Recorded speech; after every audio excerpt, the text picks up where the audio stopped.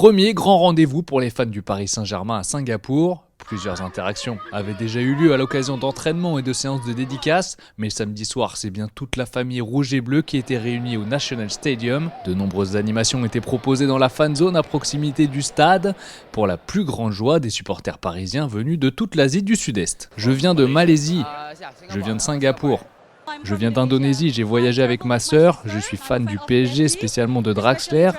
Je suis très heureuse qu'il soit ici, c'est mon rêve de voir Julian Draxler. Je n'aurais jamais pensé que Paris viendrait ici, c'est génial.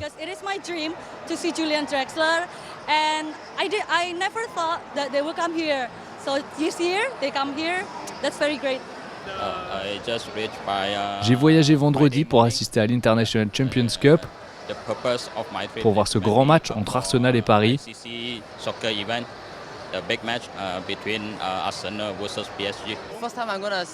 C'est la première fois que je vais les voir jouer, c'est une expérience excitante.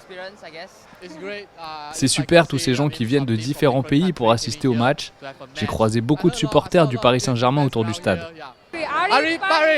Les fans ont ensuite pris place en tribune pour assister au match de gala entre le Paris Saint-Germain et Arsenal. Avec un 11 de départ rajeuni, les hommes de Thomas Tuchel ont tenu tête aux Londoniens pendant plus d'une heure, avant de craquer en fin de partie.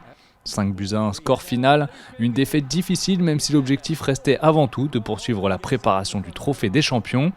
Au coup de sifflet final, c'est Lassana Diarra qui s'est arrêté à notre micro. C'est la suite logique de la préparation.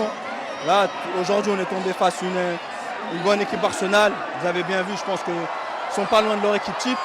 Nous, on ne va pas se cacher derrière la jeunesse, même si aujourd'hui l'équipe est très jeune.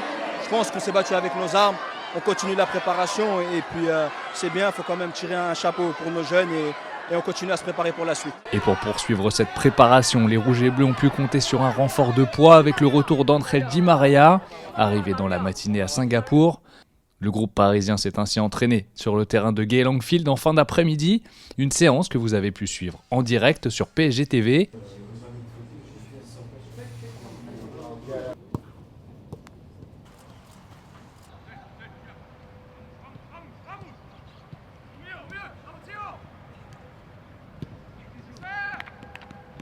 Les Parisiens disputeront dès demain lundi leur dernier match de l'International Champions Cup. Une affiche de prestige face à l'Atlético de Madrid, vainqueur de l'Europa League en mai dernier. Une rencontre à suivre dès 13h30 en direct sur beIN Sport et à travers notre live text sur psg.fr. Dans le centre de Singapour se tenait par ailleurs durant tout l'après-midi le premier événement PSG e-sport en Asie. Parmi les premiers clubs à investir dans le domaine de l'e-sport, les Rouges et Bleus ont lancé à l'occasion de cet Asia Tour leur tout premier Paris Saint-Germain e-sport challenge. Ainsi, les deux stars FIFA, Dax et Manika, ont voyagé depuis la France avec la délégation parisienne pour affronter les joueurs singapouriens et des champions venus de toute l'Asie. On termine par un crochet à Miami. L'équipe féminine actuellement en tournée aux États-Unis a profité samedi d'un match des Marlins, l'équipe locale de baseball, pour rencontrer les joueurs au Marlins Park, prendre la pause avec Billy, la mascotte du club, et s'initier à ce sport à l'image d'Anissa Lamari. Les Parisiennes disputent ce dimanche leur dernier match du tournoi féminin de l'ICC, une affiche face à Manchester City.